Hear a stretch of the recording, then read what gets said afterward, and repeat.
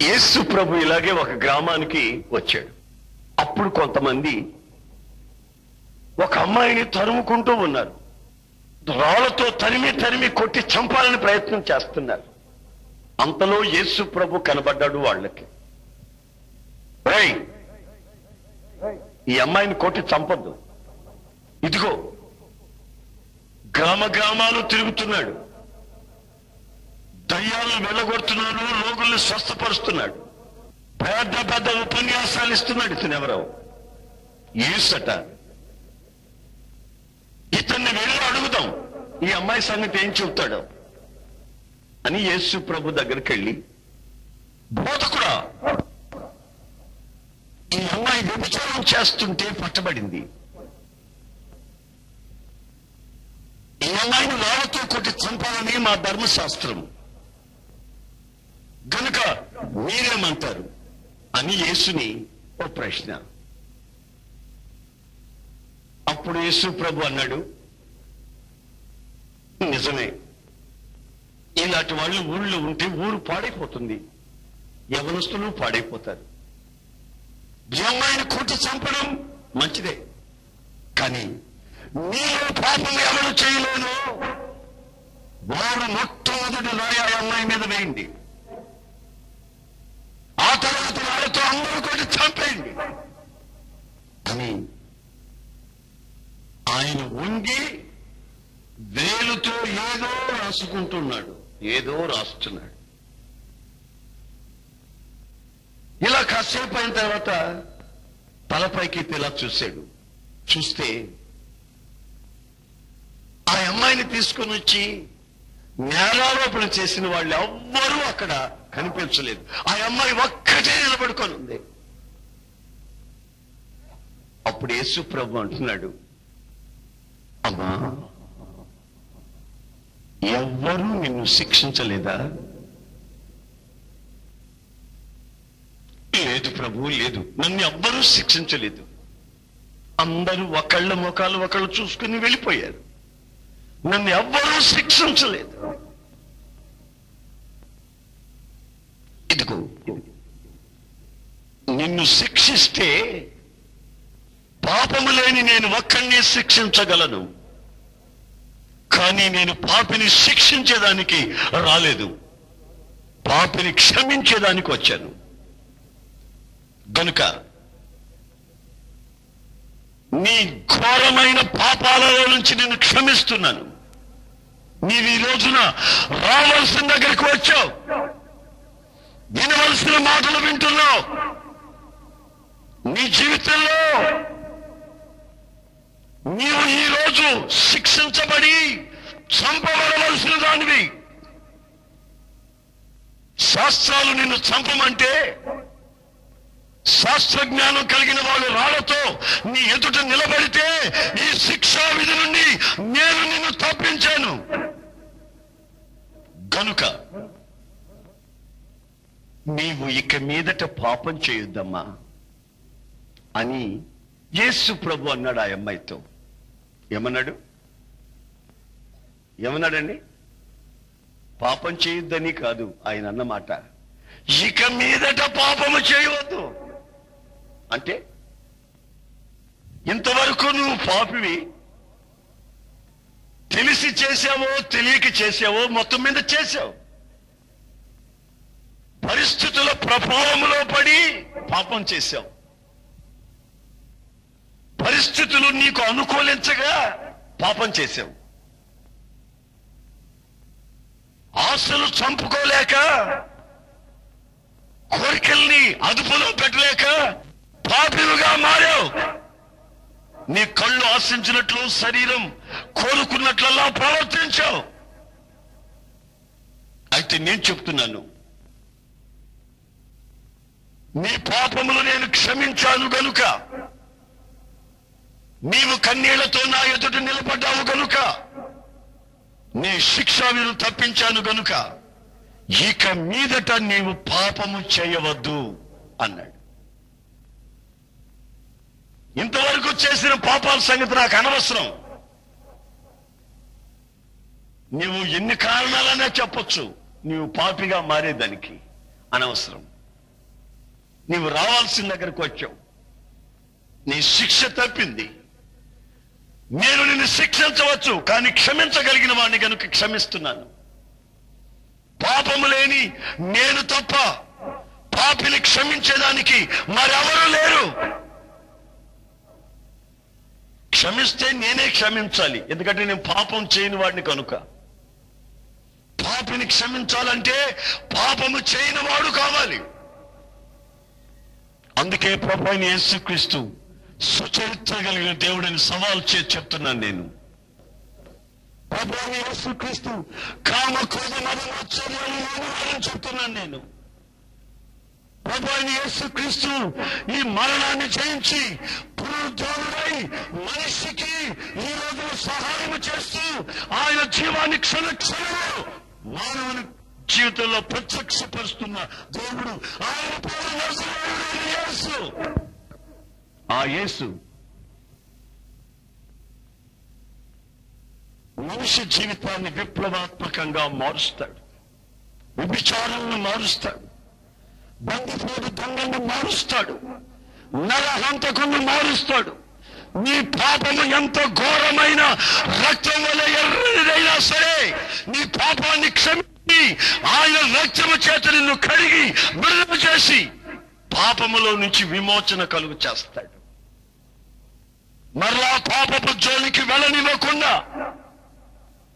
ఆయన పవిత్రమైన శక్తి నిన్ను ఆవరించి నిన్ను పవిత్రమైన మార్గాలలో నడిపించగలదు.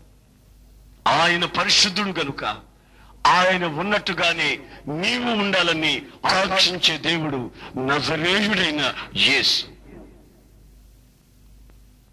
పాపాన్ని సమర్థించేవాడు కాదు, పాపాన్ని కప్పిపెట్టేవాడు కాదు. తాను అక్రమంలో బ్రతుకుతూ నేను చేస్తే లీలలు, మీరు చేస్తే పాపమని చెప్పే మూర్ఖుడు కాదు. నా ప్రభువైన యేసుక్రీస్తు పరిశుద్ధుడు.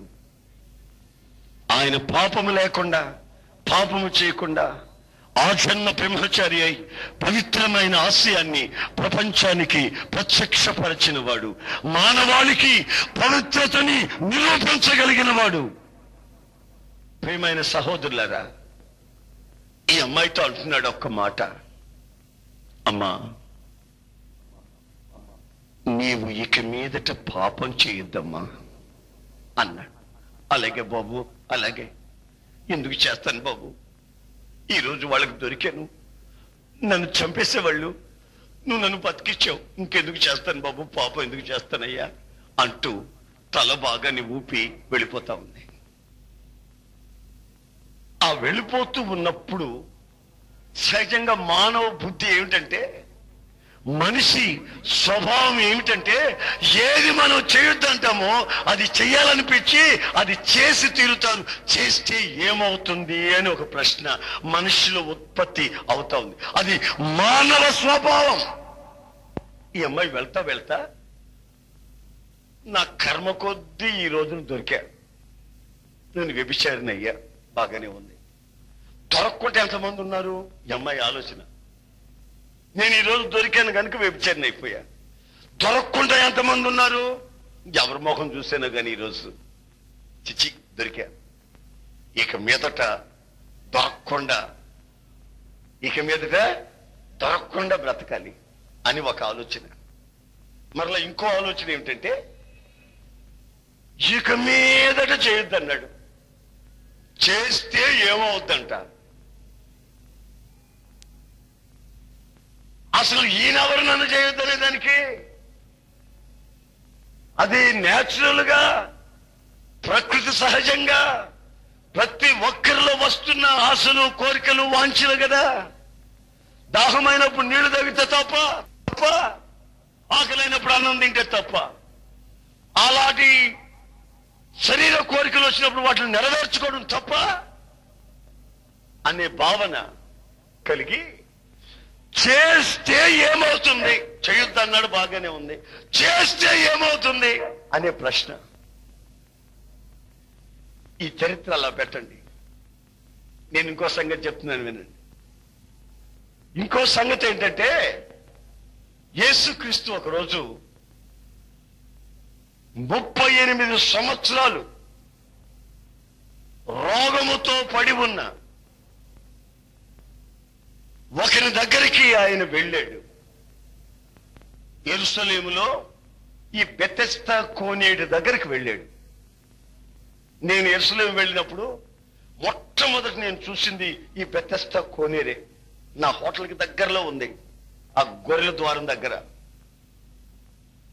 హోటల్లో నుంచి కిందకి దిగొచ్చి మరి వెళదామా అనుకునేసరికి ముందు ఇది చూడాలండి అన్నది. ఏంటంటే బెతెస్దా కోనేరు. ఆ కోనేరు దగ్గరికి వెళితే నాకిప్పుడు ఎవ్వరూ రోగులు కనిపించలేదు. కానీ యేసు ప్రభు రోజుల్లో వేవేల కొలది రోగులు, ఈ పెద్ద హాస్పిటల్లో కూడా అన్ని రోగులు, అంతమంది రోగులు ఉంటారో ఉండరో కానీ అంతమంది రోగులు అక్కడ ఉన్నారు. చుట్టూ పెద్ద ప్లాట్ఫామ్, అంత రోగులు, మండపాలు 5 మండపం ఇలాగా ఉన్నాయి అక్కడ బెతెస్దా కోనేరు దగ్గర.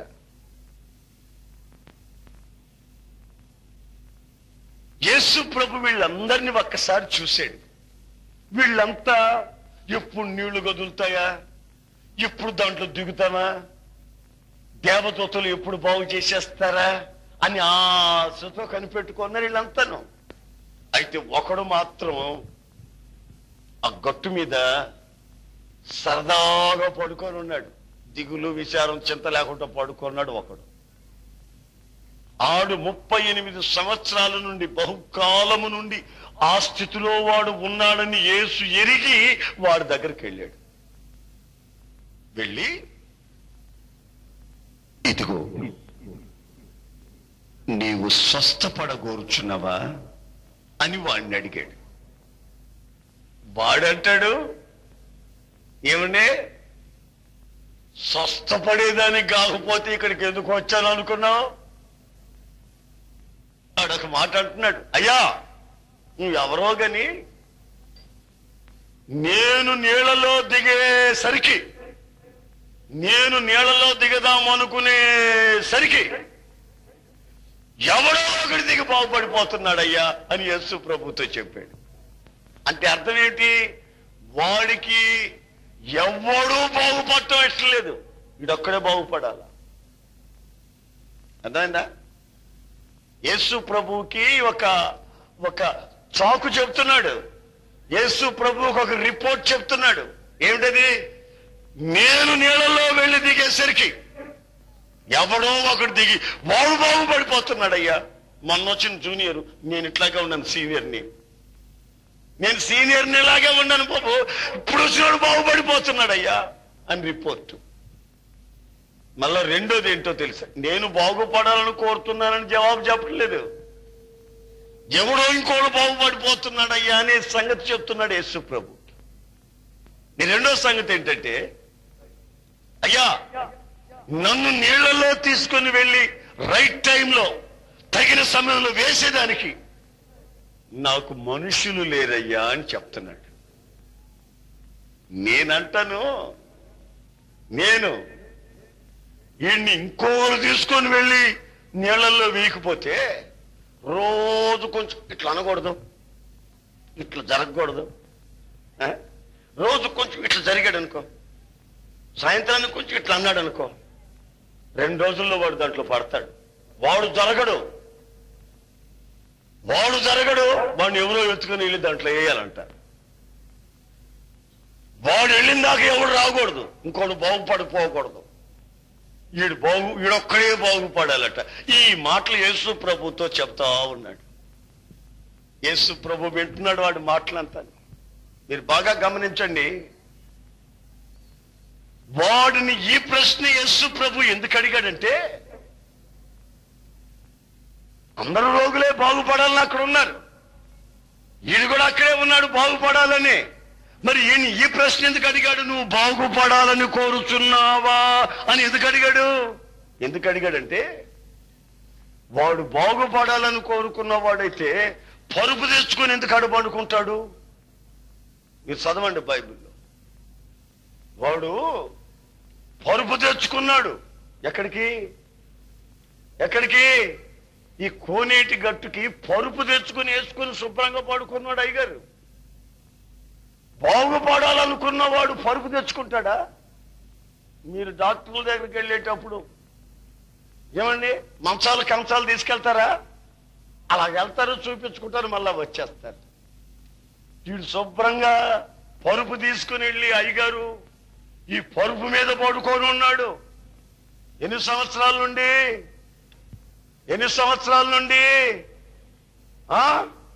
38. అప్పుడు యేసు ప్రభువుకు వయసు ఎంత చెప్పండి? 30 అనుకుందాం, 31 అనుకుందాం, 32 అనుకుందాం.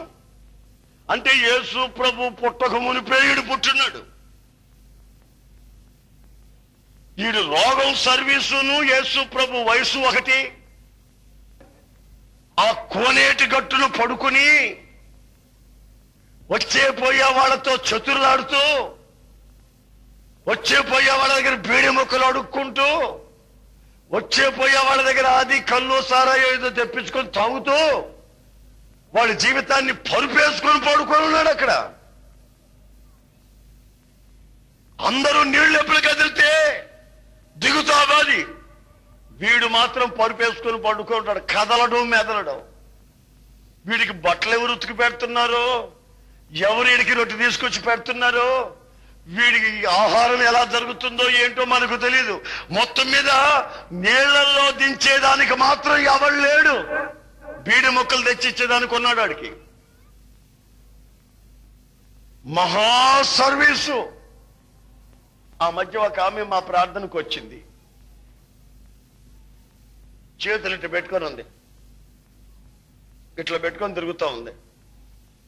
ఏమైందమ్మా చేతులన్నా? నాయనా ఇటుకురాళ్ళు లాగా అయిపోయినాయి నాయనా, ఇటుకురాళ్ళు లాగా అయిపోయినాయి నాయనా, అన్నం కూడా తినలేకపోతున్నాను నాయనా, తల ముడి కూడా వేసుకోలేకపోతున్నాను నాయనా, చాలా బాధపడుతున్నానయ్యా, ఇప్పటికి 6 నెలలు అయిందయ్యా, సూర్ణాలు తిన్నానయ్యా, దండాలు పెట్టానయ్యా, ఎగిరెగిరి గంటలు కొట్టానయ్యా, గుంజళ్ళు పెట్టానయ్యా, చేయాల్సిన అన్ని చేశానయ్యా, కట్టుకోవాల్సిన యంత్రాలన్నీ కట్టానయ్యా, తంత్రాలు కట్టానయ్యా, నా పరిస్థితి బాగోలేదయ్యా, నా మనవరాలు వేణు చెప్పిందయ్యా, ఇక్కడ ప్రార్థన చేస్తే పోద్దని ఇక్కడికి వచ్చానయ్యా అంది.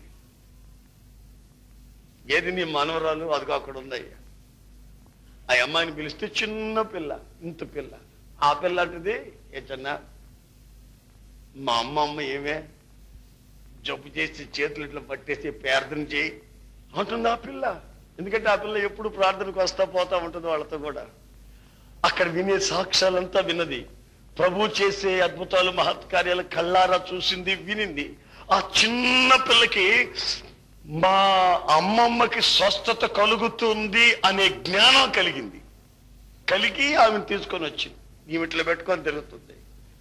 నేను ప్రార్థన చేస్తామని దగ్గరికి వెళితే సుట్టకంపు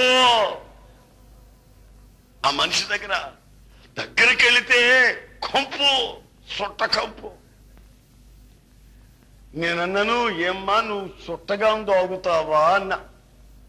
నాయన ఇప్పుడు అలవాటు కాదు బాబు, 8 సంవత్సరాల వయసు నుంచి నేను తాగుతాను, మహా సర్వీసు నాకు. ఏంటి సుట్ట సర్వీస్ ఎక్కువ అనింది. సరే కానీ ఇది మానేసేయి, నీ ఆరోగ్యం కంటే ఎక్కువేమైంది, నేను ప్రార్థన చేస్తానమ్మా అన్న. నాయనా నేను మానలేను, నేను కూలీనాలు చేసుకుంటా పొలంలో తిరుగుతూ ఉంటానయ్యా, పొలం వెళ్తా. కానీ మా రైతులంతా గాలిలో చుట్టగాల్చుకోలేక నా దగ్గరకు వస్తారు. నాగరత్నమా కొంచెం చుట్టగాల్చి పెడతావా అని వస్తారు. ఒకే అగ్గిపులతో చుట్టగాల్చిస్తారు మా రైతులకి. మహా సర్వీసు. ఏం సర్వీసు? చుట్ట సర్వీసు. కొందరికి సినిమాల సర్వీసు, కొందరికి వ్యభిచారపు సర్వీసు, కొందరికి అక్రమ సంబంధాల సర్వీసు, కొందరికి పేకాడు సర్వీసు, కొందరికి బూతుల సర్వీసు, కొందరికి వడ్డీ లెక్కలు కట్టే సర్వీసు.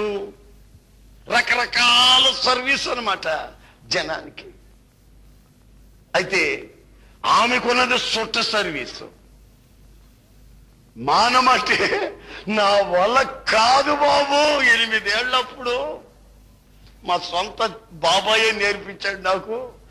ఆడపిల్లలను కూడా ఆయనకి తెలియకుండా నేర్పించాడయ్యా. నా వల్ల కాదంటే కాదని ఒకటే మాట. నేను ప్రార్థన చేసి ఒక మాట చెప్పా, నువ్వు సుట్టేట తాగుతావు, నేను చూస్తాను పోమ్మన్నా. ఏంటి నాయన అంత మాట అన్నావు? నేనే చూస్తాను పోమ్మన్నా. వెళ్ళిపోయింది. ఆ మరుసటి రోజు పొద్దున్నే కొత్త అగ్గిపెట్టి తీసుకొని సుట్ట తీసుకొని వెళ్లాల్సిన చోటుకి వెళ్ళి కాలుస్తూ ఉంటే ఒక పుల్ల కాలుస్తూ ఉంటే అగ్గిపెట్టెలో ఉన్న పుల్లలన్నీ అయిపోయినాయి కానీ సుట్ట కాలేదంట. అప్పుడు నా మాట గుర్తొచ్చి ఎట్లా కాలుస్తావో చూస్తామన్నాడని చెప్పి ఆ చుట్ట తీసి ఇస్సిరి కొట్టి, నా ప్రభువా, నా దేవా, యేసయ్యా, నేను ఇంత శక్తి ఉందని నాకు తెలియదయ్యా, ఇక నేను దీన్ని ముట్టను అని తీర్మానం చేసుకుంది. ఆ మరుసటి వారం మరలా మనవరాలతో వచ్చింది. ప్రార్థన చేశాను, అంది, వందనాలంది, చేతులెత్తి హల్లెలూయా అని చెప్పింది. నాకు మహా సంతోషంగా ఉంది. ప్రభువా, ఈ మనిషిని మార్చావు అని. ఏమైందమ్మా సుట్ట అన్న. అయ్యా, నువ్వు చెప్పినట్టే ఆ మరుసటి రోజు నుంచి నేను ముట్టలేదయ్యా. ఇంకో సంగతి చెప్పనా, ఇంటి పక్కనోడు ఎవడన్నా సుట్ట తాగితే నాకు వాంతి వచ్చేస్తుంది.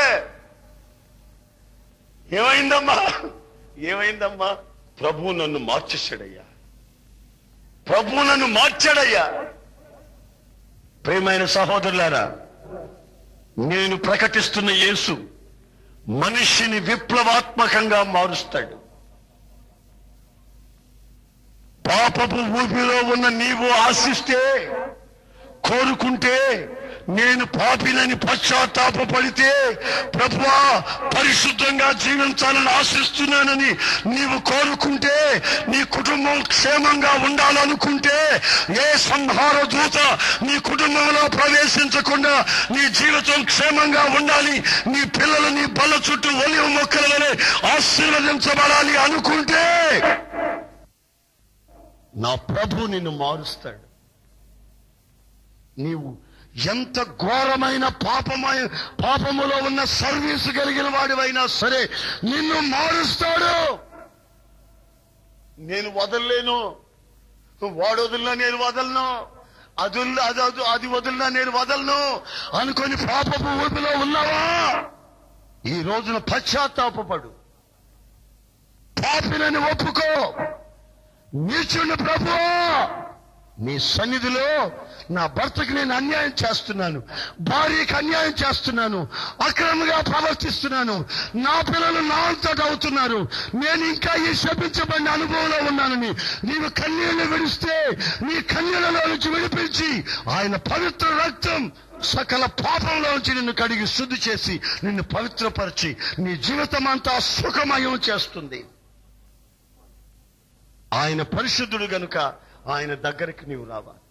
ప్రభువైన యేసు 38 సంవత్సరాల పాపపు సర్వీసులో, రోగం సర్వీసులో కోనేటి గడ్డును పడి, పడకలో బెడ్ మీద పడి, పరుపు మీద పడిన వాడిని చూసి అడుగుతున్నాడు, నీవు స్వస్థత పొందుటకు కోరుచున్నావా? వాడు కోరుతున్నానని అట్లా, నేను దిగేసరికి ఇంకొకటి దిగుతున్నాడు, నన్ను తీసుకెళ్ళేసేదానికి ఎవడు లేడు అని ఈ చాకులు చెప్తున్నాడు. ప్రభు అని దౌర్భాగ్య స్థితిని ఎరిగి ఏం చేశాడు తెలుసా? ఇదిగో పైకి నీ పరుపును తీసుకొని లేచినాడు అంటే, కుంటోళ్ళందరినీ బాగు చేసినప్పుడు పరుపును తీసుకొని లేచి నడమన్నాడా? ఏమయ్యా, నాకే చెప్తున్నావా పరుపును తీసుకుని నడవమని? అందరికీ చెప్పావా అని మనిషి బుద్ధులు ఇవన్నీ. నువ్వు ఎందుకు యేసు ప్రభు ఆ పడకను తీసుకొని లేచి నడవమంటున్నాడంటే, వీడి బుద్ధి ఎలాంటి బుద్ధి అంటే, కొంచెం బాగుపడ్డ తర్వాత మరలా అటు తిరిగి వచ్చి యేసు ప్రభు అటు వెళ్ళిన తర్వాత మరలా ఆ పాత పడకలోనే పడుకుంటాడు. వీడి గుణాన్ని, వీడి పద్ధతిని, వీడి అలవాటుని, వీడి స్వభావాన్ని గుర్తించిన యేసు వాడితో అంటున్నాడు, వాడితో అంటున్నాడు, నీ పరుపుని చుట్టుకుని లేచి నీవు నడువు. ఈ పాత పడక మరలా నీకు ఉండకూడదు. ఈ పాత నడక మరలా నీకు ఉండకూడదు. ఈ పాత అలవాట్లలో మరలా నీకు జోక్యం ఉండకూడదు. చీకటికి నీకు ఇక సంబంధం ఉండకూడదు. అవిశ్వాసికి విశ్వాసికి పాలు పంపులు ఉండకూడదు. నీవు లేచి నడువు. వాడు దిగ్గును లేచి పడకను చుట్టుకుని తీసుకుని వెళ్ళిపోయాడు. వాడిని చూసిన వాళ్ళంతా అడుగుతున్నారు, ఈ పడకను తీసుకుని తిరుగుతున్నావేంట్రా అని. సాక్ష్యం అదే, ఆయన తీసుకుని నడవమన్నాడు. ఈ పాత పడకలో మళ్ళా పడుకోకూడదట. ఈ పాత పడకలో నా రక్తాన్ని పీల్చిన జీవాలున్నాయి, పడకలో ఉన్నాయి. నా రక్తం అంతా తాగినాయి, ఈ పడక మీద ఉన్నాయి. ఈ పడకలో ఉన్నాయి దాగి నా రక్తాన్ని, నా కష్టార్జితాన్ని అంతా పీల్చి పిప్పి చేసి నా ఆరోగ్యాన్ని పూర్తిగా నాశనం చేసినవన్నీ ఈ పడకలో ఉన్నాయి, నా రక్తాన్ని తాగినవి.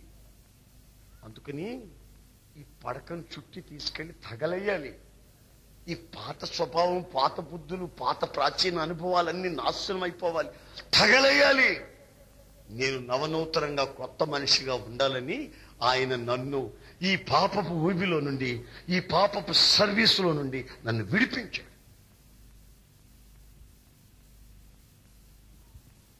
వాళ్ళు ఊరెళ్ళిపోయాడు. అందరికీ సాక్ష్యం చెప్పుకున్నాడు. చక్కగా సాక్ష్యం చెప్పుకున్నాడు. ఒకసారి యేసు ప్రభు వాళ్ళ ఊరికి వెళ్ళాడు. వాళ్ళ ఊరికి వెళ్తే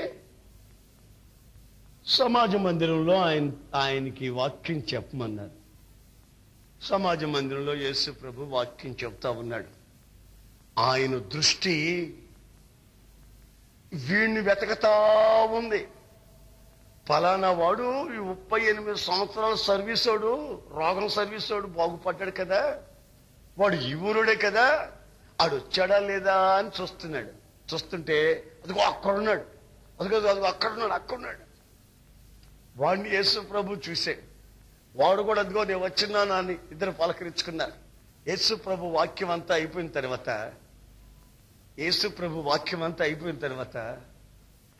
ఎవరితో ఏమీ పట్టించుకోకుండా, ఎవరితో ఏమీ మాట్లాడకుండా చిన్నగా వాడి దగ్గరికి వెళ్ళి, ఎరా బాగున్నావా, నీ భార్య పిల్లలు బాగున్నారా, మళ్ళా రోగం రాలేదు కదా, మళ్ళా పడక మీద పడుకోలేదు కదా, ఇట్లాంటివి ఏమీ అడగలేదు. వాడిని ఏమీ అడగలేదండి. వాడితో అన్న మాట మీకు చెప్తాను. కావాలంటే బైబిల్లో చదవండి, ఆ మాటను మీకు చూపిస్తాను. బైబిల్ ఉన్నవాళ్ళు చూడండి. 5వ అధ్యాయం యోహాను సువార్త 5:14 చదవండి. 5:14 బైబిల్ ఉన్న వాళ్ళు చదవండి, పెద్దగా చదవండి.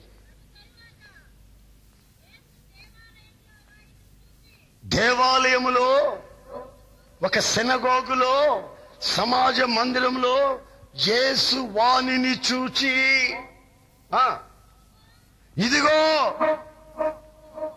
ఇదిగో స్వస్థత నొందితివి, మరి ఎక్కువ కీడు నీకు కలగకుండా ఉండాలి అనుకుంటే ఇకను పాపము చేయకు.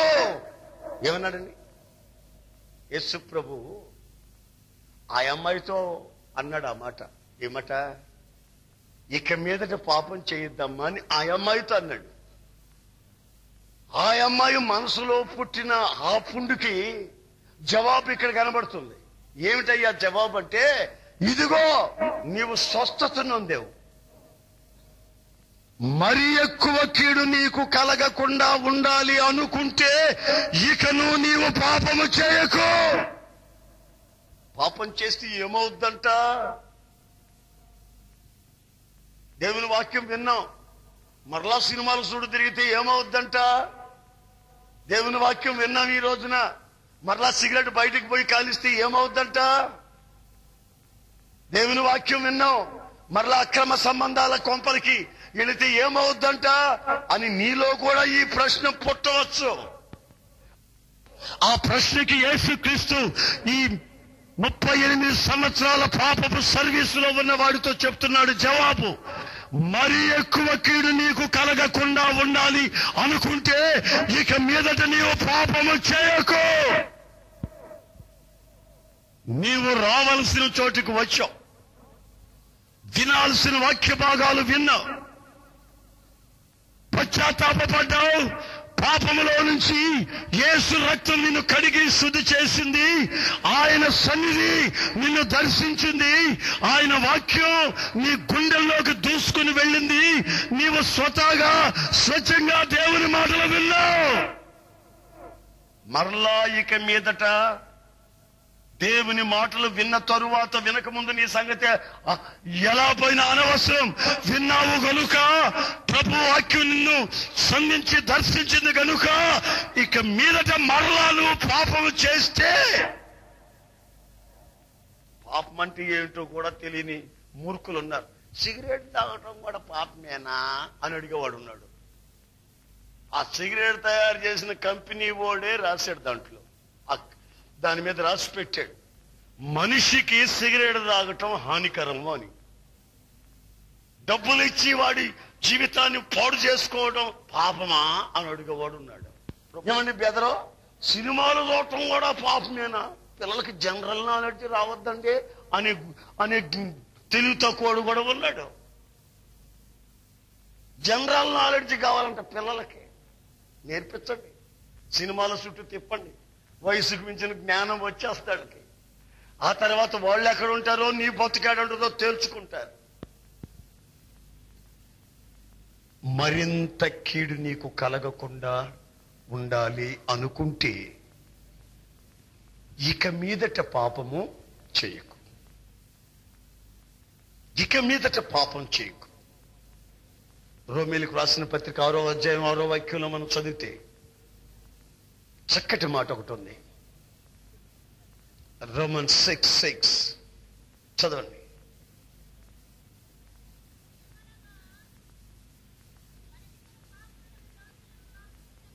మనము ఇక మీదట పాపమునకు దాసులము కాకుండుటకు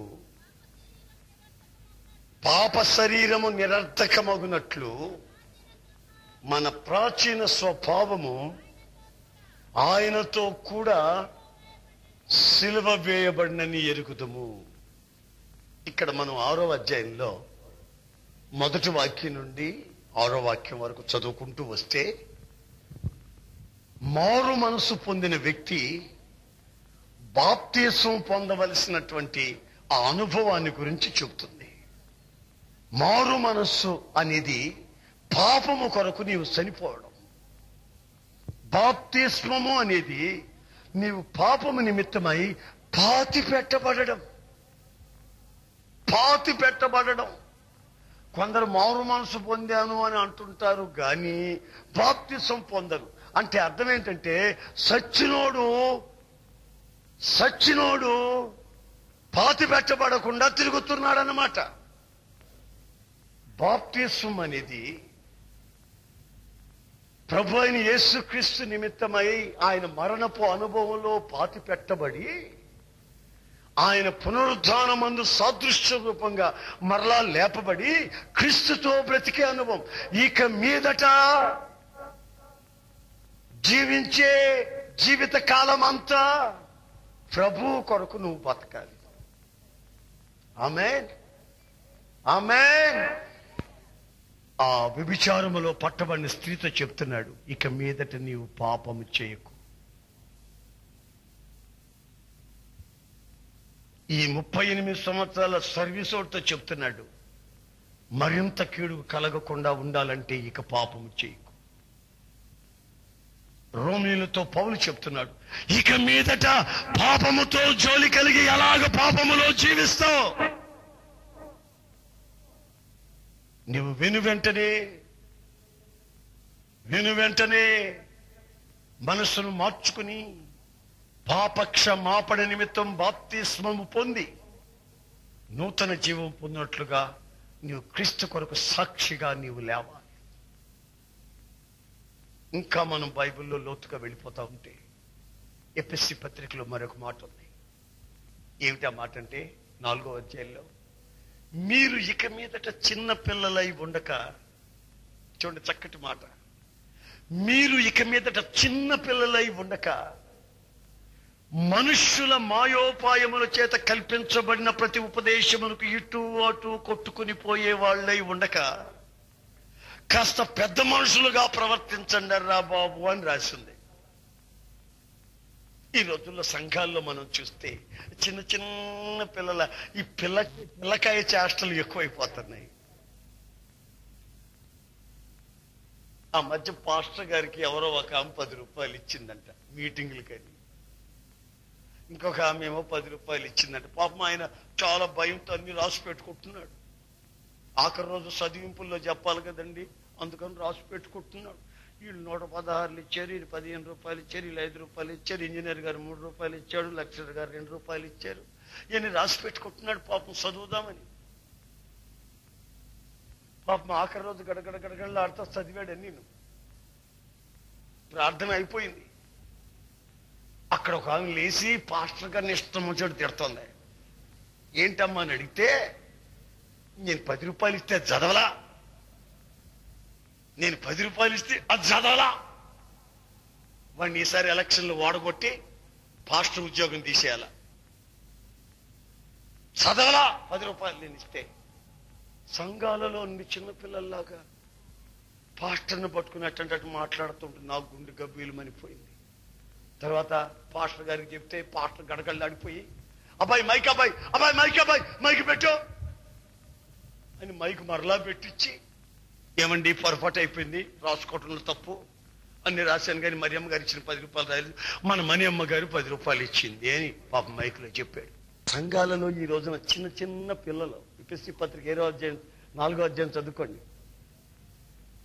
మీరు ఇక మీదట ఎఫెసీలో ఉన్న సంఘమా, క్రైస్తవ సంఘమా, మీరు ఇక మీదట చిన్న పిల్లలై ఉండక మనుష్యుల మాయోపాయముల చేత ఇటు అటు కొట్టుకొని పోయే వాళ్ళై ఉండక కల్పించబడిన ప్రతి విషయాన్ని దైవోపదేశములను నమ్మి విశ్వసించి శాపాన్ని తెచ్చిపెట్టుకోక కాస్త ఎదిగిన వాళ్ళై ఉండండి. మనుషులు కల్పించిన ప్రతిదానికి ఈ పిల్లలు, చిన్న పిల్లలు ఇటు అటు ఇటు అటు ఇటు అటు కొట్టుకొని పోయి ఎక్కడ కాస్త మర్యాద దొరికితే, ఎక్కడ గుర్తింపు దొరికితే, ఎక్కడ కూల్ డ్రింక్స్ దొరికితే, ఎక్కడ కూర్చేసి కూర్చోబెడితే, ఎక్కడ ప్రసంగానికి ఛాన్స్ ఇస్తే అక్కడ ఉంటారు, మిగతా చోట్ల ఉండరు. చిన్న పిల్లల్లాగాను పొగిడిన దగ్గర ఉంటారు, సహవాసంలో కనబడరు. కారణం ఏంటయ్యా అంటే చిన్నపిల్లలు బుద్ధి. ఇంకా ఏమన్నా మాట్లాడితే సంఘాన్ని 3 ముక్కలు చేసి చీల్చేస్తారంతే, చీల్చిపారేస్తారు. వీడిపోయి చీలిపోయి ఒకరి మొక్కలు ఒకరు చూసుకోకుండా, క్రైస్తవ ప్రేమ లేకుండా, సహోదర ప్రేమ లేకుండా, సహోదర ప్రేమ అనేది లోపించి సహోదరులు అని చెప్పుకునే దానికి కూడా సిగ్గు, అవమానం, సహోదర ప్రేమ లేకుండా ప్రవర్తించిన ప్రవర్తన, చిన్న పిల్లల బుద్ధి. ఇక మీదట మీరు చిన్న పిల్లలై ఉండక కాస్త ఎదిగిన వాళ్ళై, క్రీస్తు యేసునందు వేరు పారిన వాళ్ళై స్థిరపరచబడాలని లేఖనాలు మిమ్మల్ని మరొకసారి హెచ్చరిస్తున్నాయి.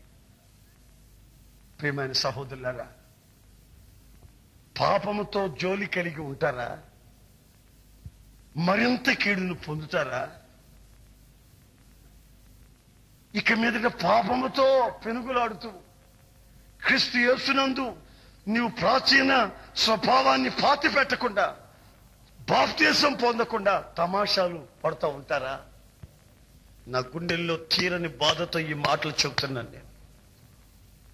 చిన్నపిల్లలు ఆడుకునే ఆట వస్తువు కాదు క్రీస్తు యేసు శరీరం అనే సంఘము.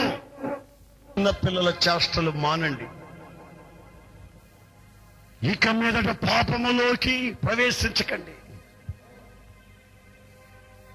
ఇక మీదట ఆలస్యం చేస్తూ బాప్తిసం తీసుకోకుండా ఉండకండి. వెంటనే నీవు బాప్తిసం పొందాలి నీ పాప క్షమాపణ నిమిత్తం. నమ్మి బాప్తీసం పొందినవాడు రక్షించబడతాడు, నమ్మని వానికి శిక్ష విధించబడుతుంది అని లేఖనాలు హెచ్చరిస్తున్నాయి.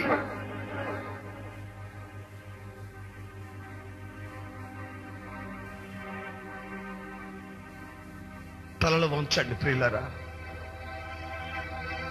భయభక్తిగా ఆయన సన్నిధిలో కన్నీళ్లతో కనబడింది. ప్రభువు, నేను పాపిని, ప్రభువా నేను పాపిని, ప్రభువా నా సంఘములో చిన్నపిల్లల చేష్టలు ఎక్కువైపోతున్నాయి, ఎదిగిన వాళ్ళని నా సంఘంలో నేను చూడలేకపోతున్నాను, నేను ఎదిగిన మనిషిగా కనిపించట్లేదయ్యా. చీటికి మాటికి అలగడం, పదవుల కొరకు ప్రాకులాడడం, పదవుల కొరకు ప్రాకులాడడం, చీటికి మాటికి అలగడం, సంఘ పరిపాలనా జ్ఞానాన్ని లేకపోవడం, పరిస్థితులన్నీ తారుమారైపోవడం, నీ వాక్యానికి నేను దూరం అయిపోతున్నానయ్యా, నన్ను క్షమించు క్షమించు క్షమించు. మరలా మరలా పాపం వైపు వెళితే మరింత కీడు జరుగుతుందని నువ్వు చెప్తున్నావు. గనుక నీ సన్నిధిలో నేను ఎలా ప్రవర్తించాలో నీ సన్నిధి కాంతి చేత నన్ను నడిపించమని అడగండి. ఎంతకాలం నీవు చీకట్లో చిందులాడుతావు, ఎంతకాలం పాపముతో చేయి కలుపుతావు, ఎంతకాలం అక్రమాల వలయంలో పడి నాశనం అయిపోతావు. నీవు ఆత్మలో ఎదుగునట్లు క్రీస్తుతో వేరుపారి పెద్దరికాన్ని పొంది ముందుకు సాగాలి.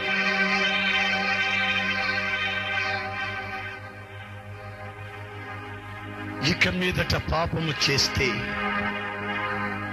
మరింత కీడు. పాపముతో నీకెంతకాలం సర్వీస్ ఉన్నా సరే, ఈ రోజున ఒక తీర్మానానికి వస్తే ఆయన నిన్ను పాపపు ఊపిలో నుంచి విడిపించి నిన్ను నీ కుటుంబాన్ని స్వర్గసీమగా మార్చగలడు. తీర్మానం పొందిన వాళ్ళు, తీర్మానం చేసిన వాళ్ళు మీ కుడి చేతినెత్తి చూపించండి. నేను మీ కొరకు ప్రార్థన చేయబోతున్నాను.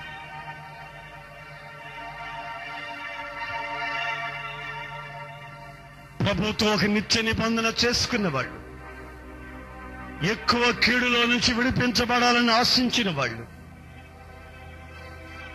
మీ కుడి చేతినెత్తి చూపించండి. క్రీస్తు యేసునందు చిన్నపిల్లలై ఉండక ఎదిగిన వాళ్ళై కనిపించినట్లు ఆశపడిన వాళ్ళు చేతులెత్తండి. నేను మీ కొరకు ప్రార్థిస్తాను. ప్రేమగల తండ్రి, సన్నిధిలో చేతులెత్తిన నీ బిడ్డల్ని నీ చేతుల్లో సమర్పిస్తున్నానయ్యా. యవనస్తులు, పెద్దలు కన్నీళ్లతో తమ వ్యక్తిగత జీవితాల్ని అర్థం చేసుకుని చేతులెత్తి నీ ద్వారా కలిగే ఆశీర్వాదానికి ఆశిస్తున్నారు. వాళ్ళని పరిశుద్ధపరిచి దీవించి నీ రక్తం చేత కడిగి విడుదల చేసి సంఘములో ఎదిగిన వాళ్లే కనిపించి మీ మహిమ గల రాకడ కొరకు సిద్ధపరచమని నజరేయుడైన యేసు నామములో అడుగుచున్నాను తండ్రి, ఆమేన్. మన ప్రభు అయిన యేసుక్రీస్తు కృప, తండ్రి అయిన దేవుని ప్రేమ, పరిశుద్ధాత్ముని యొక్క సహవాసము ఇప్పుడు ఎల్లప్పుడూ సదాకాలము మన అందరికీ తోడైయుండును గాక. ఆమేన్.